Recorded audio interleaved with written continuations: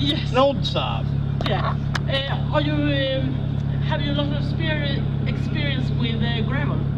Yeah. Well, yeah, we're actually both from farms back home. So when we were punk kids, we used to go drive around too fast on gravel roads. But this is more about precision. Yeah, it is. Not speed. Huh? And tasty sausages. And you're having a great time. We are having a wonderful time.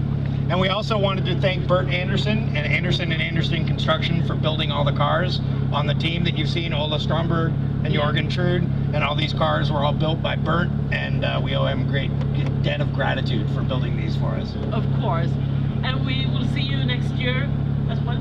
It depends. Everything over here is very expensive. Although everybody's nice, but we need to make more money. America, we're all poor right now because we spend all our money on a war, you know, so. Not good at all. Not good. It's awful, but it's the truth. It's the truth. Okay. Anyway, Thank you. thank you. You all have a great day. Love you, Sweden. Nice, Travis. Freedom. Freedom.